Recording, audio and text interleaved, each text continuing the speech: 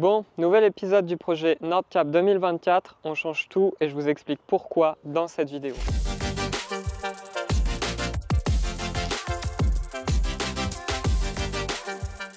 Alors pour rappel, le projet Nordcap 2024, il consistait en le fait de se rendre au Cap Nord en Norvège avec notre RS6 qu'on aurait aménagé pour l'occasion, notamment en lui mettant soit une tente de toit, soit un lit gonflable à l'arrière. Donc en partant un petit peu à l'aventure sans rien réserver à l'avance et en bivouaquant du coup avec la RS6. Finalement, vous vous en doutez, le projet on va quand même le faire en juin 2024 comme prévu, mais on va pas le faire en RS6, on va le faire avec notre Defender 90 aménagé qui est donc juste à côté de moi. D'ailleurs, n'hésitez pas à me dire si vous voulez que je vous le présente en détail ce véhicule parce qu'il est aménagé à l'arrière, il y a aussi une tente de toit et comme j'en ai vraiment quasiment jamais parlé sur la chaîne, ça peut être l'occasion de vous faire une belle vidéo lors d'un bivouac, notamment en Haute-Savoie, et de vous présenter le véhicule en détail. Alors il y a trois grandes raisons qui justifient le fait qu'on ait changé d'avis, qu'on n'y aille plus en RS6 mais en Defender aménagé. La raison numéro 1, c'est la suivante, c'est que déjà on a un véhicule qui est déjà aménagé, en plus c'est un Defender, donc qui peut aller sur les pistes. Sachant qu'en Norvège et en Suède, il y a énormément de pistes ou de routes forestières qui sont complètement faites pour le DEF et beaucoup moins pour une RS6 avec des roues de 22 pouces qu'on pourrait facilement abîmer. Et en plus, c'est un véhicule qu'on a déjà aménagé avec tente de toit et tout ce qu'il faut à l'arrière. Donc la décision la plus logique, c'est complètement d'y aller avec ce véhicule.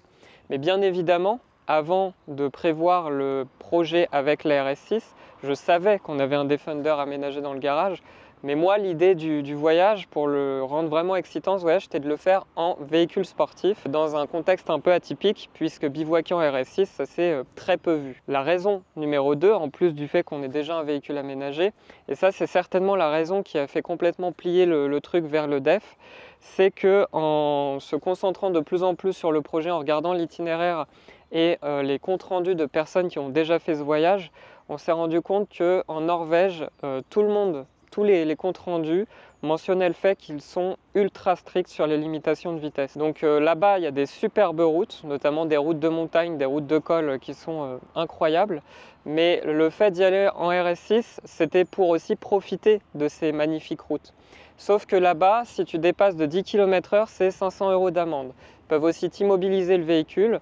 Et du coup, quand j'ai appris ça, qu'ils étaient ultra stricts, un peu comme en Suisse, je me suis dit que finalement y aller en véhicule de 600 chevaux, qui est un peu un pouce au crime sur des routes magnifiques, c'était pas très intelligent parce que si c'est pour revenir sans la voiture ou avec énormément d'amendes à payer, c'était complètement ridicule. Donc c'est aussi une des raisons principales qui font qu'on n'y va plus en RS6. Et troisième raison qui est un petit peu liée à la deuxième, c'est le coût du voyage. En RS6, le coût aurait été beaucoup plus important. Déjà, il y avait le fait de l'aménager, la voiture. Ça faisait déjà en plus double emploi avec le DEF. Le fait, par exemple, de lui mettre une galerie de toit ou une tente de toit, c'est un billet de minimum 2000 €. Il y a aussi la consommation. Avec la RS6, on est à minimum 15 litres au 100, même en faisant très attention. Donc sur un voyage de 10 000 km, je vous laisse faire le calcul, mais c'est un tarif exorbitant. Et enfin, il y a aussi le fait de mettre 10 000 km sur la voiture. Là, sur notre DEF qui n'a que 18 000 km, lui rajouter 10 000 km, ça ne change pas grand-chose à la cote du véhicule, mais rajouter 10 000 km sur la RS6, ça change quand même beaucoup de choses. Alors évidemment, encore une fois, ça je le savais quand on a prévu le voyage en RS6, j'étais prêt à lui mettre 10 000 km, j'étais prêt aussi à dépenser de l'argent pour l'essence ou pour l'aménager, mais en fait c'est plutôt l'accumulation de ces raisons qui ont fait plier le truc pour le DEF. Et s'il y avait eu qu'une de ces raisons, on y serait quand même allé en RS6. Mais là, vous comprenez bien qu'en analysant vraiment un peu plus en détail le projet, c'est complètement ridicule d'y aller avec un véhicule sportif avec lequel on ne pourra pas profiter pleinement lorsqu'on fera le voyage. Donc voilà, j'espère que vous m'en voulez pas trop de changer complètement le projet parce que je vous ai un peu hypé avec la RS6 et le fait de bivouaquer. Mais ne vous inquiétez pas, je n'ai pas abandonné l'idée de bivouaquer en RS6. Simplement, ça ne se fera pas en Norvège, ça ne sera pas lors de ce voyage. Ça se fera dans nos montagnes, dans nos beaux spots qu'on connaît par ici de manière beaucoup plus simple, en mettant simplement un lit gonflable à l'arrière de la voiture et en vous proposant quand même de belles vidéos un peu atypiques avec le fait de bivouaquer dans la RS6 dans des spots assez sympas. Donc si ça vous intéresse, n'hésitez pas à liker la vidéo et à vous abonner. Mais avant de vraiment conclure la vidéo, j'avais besoin de votre avis sur un autre sujet qui est un petit peu lié à tout ça. C'est par rapport au contenu de la chaîne. Comme vous le savez, si vous êtes abonné, ça va faire maintenant 1 an que je vous partage moins du contenu purement automobile et beaucoup plus du contenu qui mêle voyage et automobile, qui sont en fait mes deux passions. Et je voulais que vous me donniez votre avis là-dessus. Est-ce que ce contenu qui est plus orienté voyage et automobile plutôt que purement automobile, est-ce que ça vous intéresse quand même?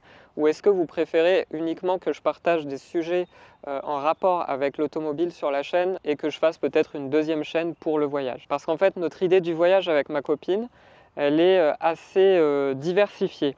C'est-à-dire qu'on aime bien à la fois les expériences de bivouac dans une tente avec un matelas en mousse pas du tout confortable et les expériences dans des beaux hôtels avec un bon restaurant. Et en fait, moi, c'est un peu les deux sujets que j'ai envie de vous partager sur la chaîne, sauf que c'est deux sujets qui s'adressent en général à deux audiences très différentes. Il y a les personnes qui aiment la van life, le bivouac et qui sont assez minimalistes et du coup qui n'aiment pas vraiment l'automobile. Et les autres, du coup, qui aiment l'automobile et qui n'aiment pas tout ce qui est voyage, bivouac, un petit peu de manière assez simpliste. Donc évidemment, c'est une généralité, tout le monde n'est pas comme ça, mais je voudrais donc avoir votre avis là-dessus. Est-ce que ça vous intéresse quand même que je vous partage, je ne sais pas, des bivouacs avec le DEF en Norvège ou pas du tout? Et est-ce que vous préférez que je continue uniquement à vous partager des contenus en rapport avec l'automobile sportive? D'ailleurs, moi, si j'ai vraiment un gros projet, une grosse idée, alors c'est pas forcément un projet là, je préfère dire que c'est une idée qui n'est pas très réfléchie encore, c'est le fait un jour de vous proposer sur la chaîne et de le faire aussi pour moi, un road trip où on partirait potentiellement avec ma copine si elle est d'accord, qui est derrière la caméra, mais je suis pas sûr, dans une voiture assez radicale, pour le coup pas faite du tout pour ça, comme une Caterham par exemple ou une Morgan Three-Wheeler, dans un grand road trip par exemple en Irlande ou pourquoi pas aussi en Norvège, dans des conditions hyper rudes, avec la météo, la pluie et tout ça, un peu comme si on partait en moto, avec la tente derrière accrochée je ne sais pas comment sur la voiture. Et je me dis que ça, même si ça paraît un peu fou sur le papier, je pense que ça pourrait créer des souvenirs incroyables et de belles vidéos. Alors évidemment, c'est qu'une idée dans ma tête parce qu'il n'y a aucune de ces voitures dans mon garage actuellement, il n'y a pas de Caterham ni de voiture très radicale, mais c'est vraiment quelque chose que j'aimerais éventuellement partager un jour sur la chaîne et le faire aussi pour moi. Donc dites-moi si ce genre de contenu pourrait aussi vous intéresser ou non en commentaire. Donc voilà pour cette vidéo qui était plus typée update. J'attends vos commentaires pour savoir ce que vous pensez de tout ça. Et puis je vous retrouve dans une prochaine vidéo, peut-être dans la présentation détaillée du DEF. Dites-moi si ça pourrait vous plaire. Allez, salut!